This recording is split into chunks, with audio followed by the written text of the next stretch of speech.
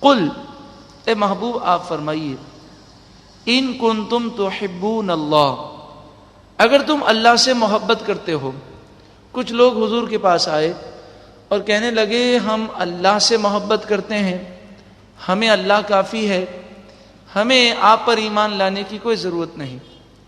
اس پر یہ آیت کریمہ نازل ہوئی، اے محبوب آپ ان سے فرمائیے کہ اگر تم اللہ سے محبت کرتے ہو فاتبعونی، تم میری فرما برداری کرو، یحببکم اللہ۔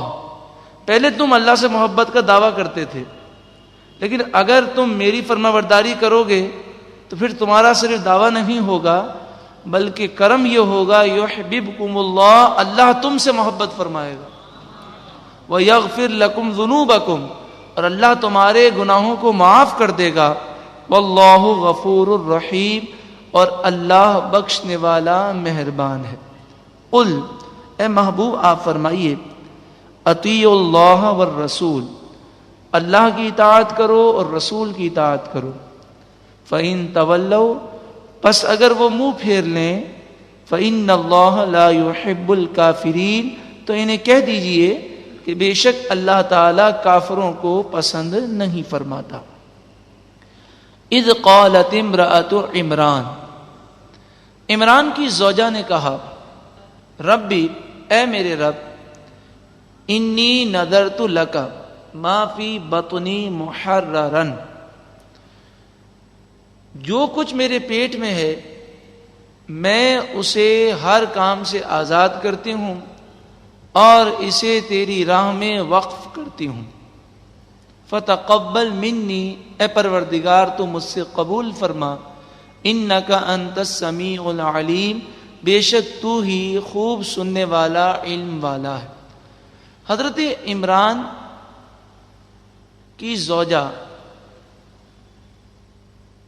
کی عمر کافی ہو چکی تھی، اولاد نہیں تھی۔ ایک دن آپ نے چڑیا کو دیکھا کہ چڑیا اپنے چھوٹے چھوٹے بچوں کو دانہ کھلا رہی ہے، تو یہ منظر دیکھ کر آپ کے دل میں اولاد کی تمنا پیدا ہوئی، آپ نے دعا مانگی، اللہ نے آپ کو اولاد عطا فرمائی اور آپ حاملہ ہو گئیں۔ جب آپ حاملہ ہو گئیں تو آپ نے یہ نیت کی کہ اس شکرانے میں کہ اللہ نے مجھے اولاد دی ہے، میں اس پیٹ میں موجود بچے کو اللہ کی راہ میں وقف کرتی ہوں، بیت المقدس کی یہ خدمت کرے گا اور اللہ اللہ کرے گا، اس سے کوئی میں دین کا دنیا کا کوئی کام نہیں لوں گی۔ تو حضرت عمران نے ان سے کہا کہ یہ کیسی منت تو نے مان لی ہے، اگر پیٹ میں لڑکی ہوئی تو، کیونکہ اس زمانے میں بیت المقدس کی خدمت کوئی لڑکی تو کر نہیں سکتی تھی، تو آپ بڑی پریشان ہوئی۔ فلما وضعتها، پھر جب ولادت ہوئی اور لڑکی کی ولادت ہوئی، قالت ربی انی وضعتها انثى، کہنے لگی اے پروردگار میرے یہاں تو لڑکی کی ولادت ہوئی ہے اور میں نے منت مانی تھی کہ اسے بیت المقدس کے لیے وقف کرنا ہے۔ واللہ اعلم بما وضعت، اللہ تعالیٰ خوب جانتا ہے کہ اس کے یہاں کس کی ولادت ہوئی ہے۔ ولیس الذکر کالانثی، اگر اس لڑکی کی جگہ لڑکا پیدا ہوتا تو لڑکا کبھی اس لڑکی کی جگہ نہ لے سکتا کہ یہ لڑکی حضرت مریم تھی جنہیں ایک نبی کی ماں بننے کا شرف حاصل ہوا، اور یہ شرف کسی لڑکے کو نہ مل سکتا تھا۔ وَإِنِّي سَمَّيْتُهَا مریم، اور بے شک میں نے اس کا نام مریم رکھا، مریم کے معنی عبادت کرنے والی۔ وَإِنِّي أُعِيذُهَا بِكَ وَذُرِّيَّتَهَا مِنَ الشَّيْطَانِ الرَّجِيمِ، میں نے اس بچی کو اور اس بچی کی آنے والی اولاد کو شیطان مردود کے شر سے محفوظ کر کے تیری پناہ میں دیا۔ فتقبلها ربها، اس کے رب نے اسے قبول فرما لیا، بقبول حسن، اچھی طرح قبول فرمایا، وانبتها نباتا حسنا، اور اچھی پروان انہیں عطا فرمائی۔ حضرت مریم بڑی تیزی کے ساتھ جو ہے بڑی ہونے لگی۔ کہتے ہیں کہ ایک بچہ جو ایک دن میں بڑھتا، آپ ایک بچہ جو ایک سال میں بڑھتا یا ایک مہینے میں بڑھتا، تو آپ وہ بڑھنا جو ہے ایک دن کے اندر طے کر لیا کرتے ہیں۔ ایک حجرہ بنایا گیا اور وہ حجرہ بیت المقدس کے سائیڈ میں تھا، وہاں پر حضرت مریم رہیں اور وہاں پر آپ عبادت الہی میں مشغول ہوئیں۔ وَكَفَّلَهَا زکریا، زکریا علیہ السلام نے ان کی کفالت اپنے ذمہ لے لی۔ حضرت زکریا حضرت مریم کے خالو ہیں۔ کلما دخل علیہا زکریا المحراب، اب چونکہ یہ خاتون تھیں تو حضرت زکریا باہر سے تالا لگا دیتے، جب بھی دن میں ایک یا دو دفعہ آپ اس کمرے میں جاتے ان کے لیے کھانا پیش کرنے کے لیے، وجد عندہا رزقا، تو آپ حضرت مریم کے پاس روزی پاتے، بے موسم کے پھل پاتے، سردی کے پھل گرمی میں، گرمی کے پھل سردی میں۔ دروازہ بند ہے۔ قال یا مریم انا لکی ھذا، آپ فرماتے اے مریم تیرے پاس یہ کہاں سے آتا ہے؟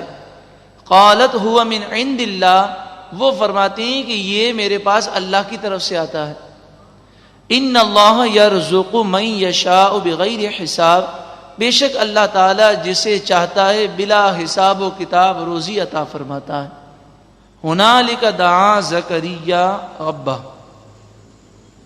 جب حضرت زکریا علیہ السلام نے یہ منظر دیکھا، بے موسم کا پھل مل رہا ہے، تو حضرت زکریا علیہ السلام کی عمر بھی کافی ہو گئی تھی، اولاد نہیں تھی، تو آپ نے یہ خیال کیا کہ موسم تو اولاد کے پھل کا نہیں، لیکن وہ رب العالمین تو قادر ہے۔